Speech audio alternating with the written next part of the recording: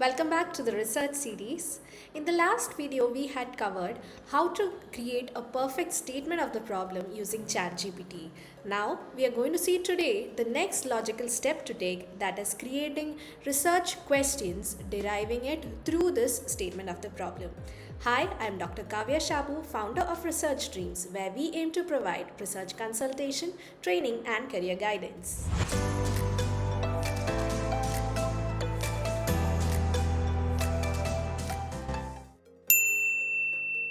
Your research questions are like a compass.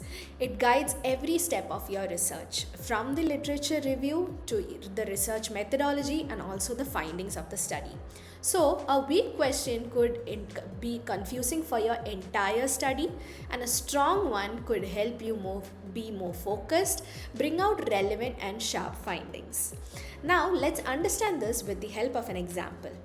Let's say the statement of the problem is that small businesses are unable to drive high customer engagement through Instagram despite increasing content efforts. So, here this tells us there is a gap and something's not working. So, your research questions should help uncover why. For example, what strategies are small businesses using on Instagram to improve customer engagement? Here we will be studying on the strategies that will be coming, and the respondents are small business. The next one is what type of content results in highest engagement for small business. Here again it's the small business which is the respondents, but we will be studying on the type of contents that they have posted and which one is having higher responses. And the last one we have on the challenges that the small business face in managing consistent engagement. Here, consistent engagement is the key term for the challenges that they are facing. How to or what difficulties are the small business owners facing to maintain loyal viewers and subscribers? Here's a quick checklist with examples to refine your research questions. Make sure that all these 4 points are taken care of while refining your research questions. Let's see the first one. Is it clear and specific? For example, if we take the same research problem and the questions derived for it as the first one, what type of Instagram content drives most engagement among Gen Z customers? Here we know we are trying to find the content that drives the engagement and also a specific set of respondents, which is the Gen Z consumers. The next question is, why is social media not working anymore? This is a very broad and general statement that we cannot actually find a conclusive finding or interpretations can be made to address this question. So such questions should be avoided.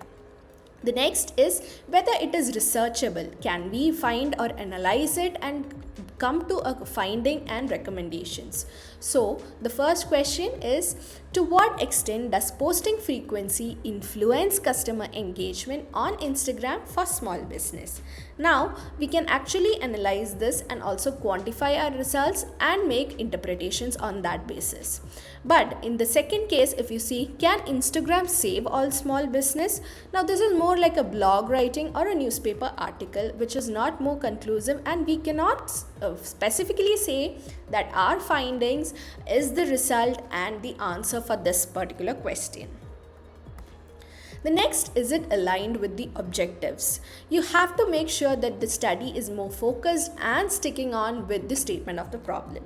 For example, what are the key performance metrics used to evaluate Instagram marketing effectiveness? Here, our key study is on Instagram marketing alone, and that is why this research question goes well. But what about the second one? What do people think about marketing? Now, this is a very broad question being asked, and Instagram marketing is only a one small part of it. So, this becomes a completely different study and also varying it from the statement of the problem. Now, let's put it all together. The statement of the problem was that small business post regularly on Instagram but receive low customer engagement, and on that basis we have derived primary research question and secondary questions. The primary question being what factors influence customer engagement on Instagram for small business, and the secondary as how does content type affect engagement levels and what role does posting time play in user interactions. Now, through this, the objective can be derived as to identify key content strategies that improve engagement on Instagram for small enterprises. Framing strong research questions could help turn your research into more powerful and purposeful one. In the next video, we will see how we can turn this research questions into objectives of the study. So don't forget to subscribe and hit the bell icon. If you are a research scholar looking for a research consultation, feel free to mail me in this mail ID. And also check out our website to know more about the other services provided by us.